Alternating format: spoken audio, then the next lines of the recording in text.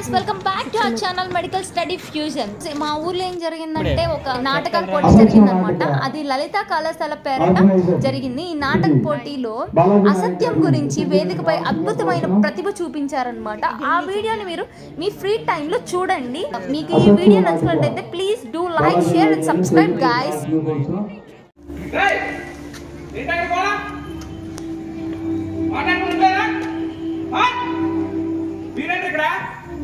ఒకసారి చెప్తే అర్థం కదా మీకు మాట్లాడుతున్నారు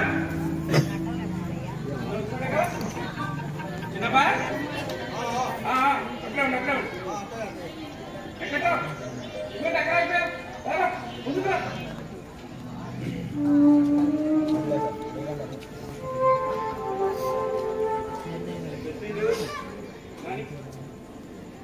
మహాజనులారా, గ్రామ పెద్దలారా, మరి ఇప్పుడు మనందరం మీకు ఎందుకు చేరామంటే మరి ఇక్కడ కొండపాదంలో కొలువై ఉన్న సత్యమ్మ తల్లి నిజంగా సత్యం గల దేవత.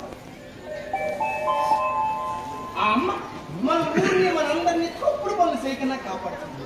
ఎప్పుడైనా మనలో మనకు మాట తేడా పేచి వచ్చినప్పుడు ఆ అమ్మే ఇదే ముందు ఇంకే ముందు పైకెక్కుతాయింది. మరి ఇప్పుడు పేచి ఏంటంటే ఈ గుంటూరు వెంకట్రావు ఆ గుళ్ళమ్మ గారి చిన్నబ్బాయి దగ్గర 7 వాక పుణ్యం నాడు ₹1,00,000 అప్పు తీసుకున్నాడు. ఆ వెంకట్రావు డబ్బు ముట్టినట్టుగా సాక్ష్యం ఉంది. తరువాత 2 నెలలకి ఆ డబ్బు తిరిగి చిన్నబ్బాయికి ఇచ్చేసానని వెంకట్రావు అంటారు. దీనికి ఆ సాక్ష్యం లేదు. ఒకరు అవునని ఇంకొకరు కాదని అదంటే ఇక్కడ పోటీ వచ్చేది. ఎవరు వాడిగా గెలిచి కూర్చుండేదే కదా పేచి తగింది. కాబట్టి ఇప్పుడు వెంకట్రావు అమ్మవారి మీద ఆనబెట్టి చెప్పే ప్రమాణంలో పేచి తిరుగుతుందన్నమాట. వెంకట్రావు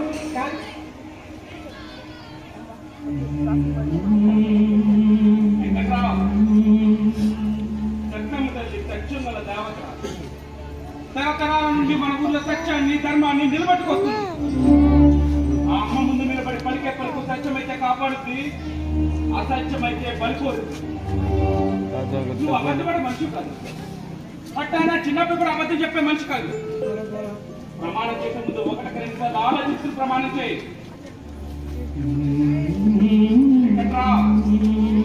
నువ్వు చేసే ప్రమాణంలో ఏ మాత్రం అసత్యం ఉన్నా తల్లి కోపిస్తుంది, పనికొడుతుంది.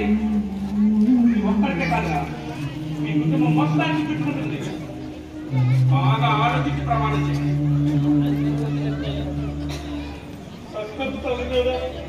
అలాగే చెప్తున్నా, పుల్లమ్మ గారి చిన్నబ్బాయి దగ్గర పాత రోజుల్లో ₹1,00,000 తీసుకుని ఉన్నది నిజం. 2 నెలల తర్వాత ఆ డబ్బు తనకి ఇచ్చేశాను. ఇది నిజం నిజం నిజం. చిన్నబాయ్ చిన్నబాయ్ ₹1,00,000 కోసం తప్పు ప్రమాణం చేసిన తర్వాత మళ్ళీ అలా మాట్లాడుకోండి. ఈ విషయం ఎక్కడ గొడవపడద్దు దయచేసి. ఈ రోజు ఈ పేచి తీరిపోయింది. మళ్ళీ ఎప్పుడు ఈ విషయం గురించి గొడవపడదు.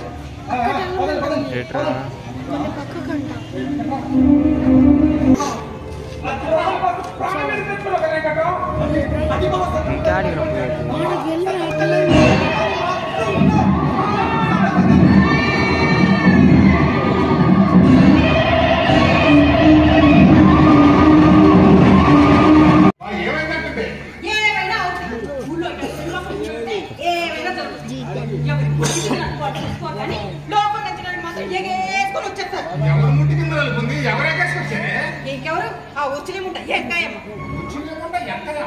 ఆవిడవే నీకు అన్ని ఎవరన్నా చెప్తే కానీ అర్థం కాదు. అందులో పాలు ఏమన్నా సత్యవతి కడుపు వచ్చిందంటగా అడగడం కోపొచ్చి ఇంకా అంత నవ్వడానికి ఏమిటి అని అది కోపడ్డానయ్యా. అట్లా మాట్లాడుతూ నువ్వు కోపడ్డంటే నేను కోపడ్డాను ఏమన్నా తెలుసా? హింసించిన బిడ్డకి సిగ్గా శరమా ఏమైనా అంటది. నీ కోపం పడదని ఏముందో చెప్పలే. బస్సే బావకి ఆడయావి లేదు కదా పిన్న. మరి ఇప్పుడు ఈ కడుపు ఏ దేవుడుకున్నావో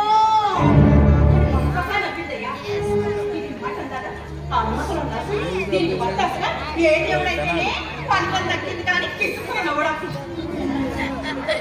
దుఃఖం పిచ్చి కోపం వచ్చిందయ్యా. ఆ డోర్ దగ్గర పిల్లలంత మాట్లాడితే నువ్వే ఊరుకున్నావే. ఎక్కడ ఊరుకున్నానయ్యా? ఈ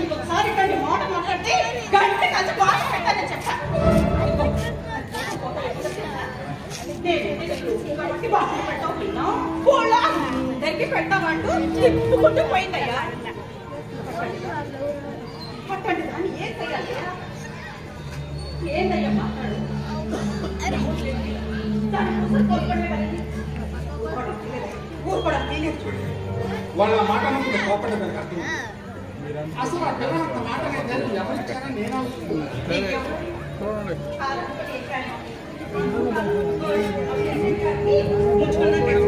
అందరికీ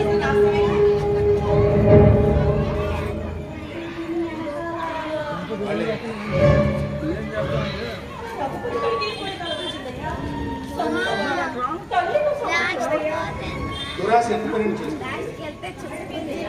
బసవయ్య సంతానం ఆస్తి సగం ఎన్నాళ్ళు ఒంటరిగా ఇప్పుడు ఆస్తి కోసమే ఆ కనకైతే వచ్చి ఏదో పట్టబడుతున్నారు. సైడ్ లేవమ్మా, నువ్వు వాళ్ళే నుంచున్నారు. సైడ్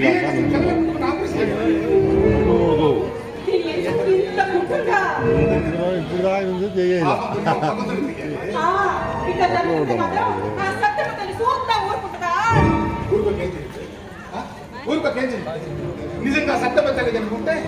నిజంగా సత్యబద్ధలు కనుకుంటే ఆ నోరులేని పిల్లలంత మాట్లాడినందుకు వాళ్ళ నోరు పడిపోవాలిగా. ఆ పిల్లాడి ఏడుపు పరిష్కారం కనిపించాలిగా. ఎవరు తెలుసు? నాకే తెలియదు, నాకు తెలీదు. చూస్తూ ఉండదు ఏ నాటకం.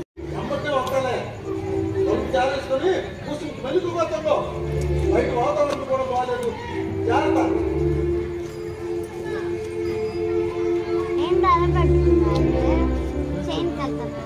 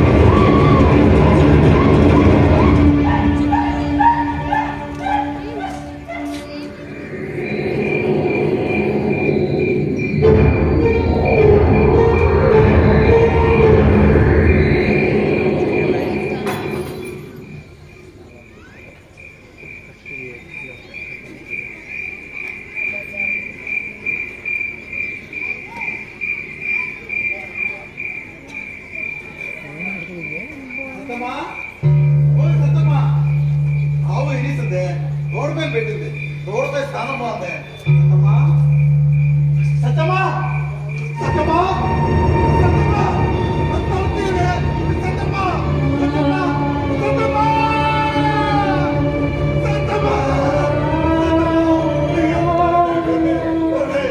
రఘుపతి రఘుపతి ఎవరు వింటారండి?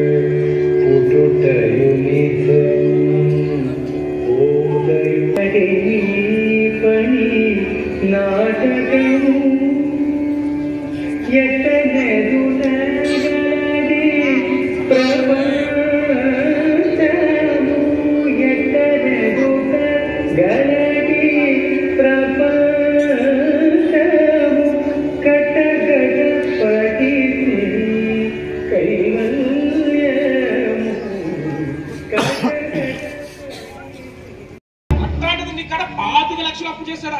అది తన ఫోన్ పేపర్ తాకడ పెట్టి ఎవరైనా నమ్ముతాడు ఈ మాట ఊళ్ళో? నేను కనుక నువ్వు నమ్ముతావా?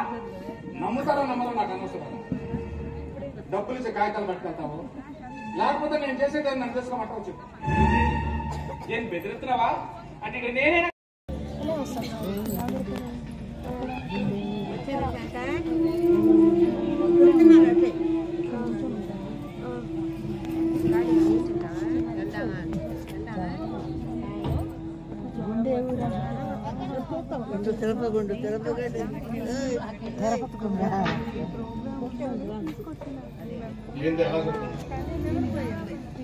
అసత్య ప్రమాణం. నన్ను వదిలి ఆ రఘుపతి గాడి పట్టింది, వాడు కాలు చేయి పడిపోయింది.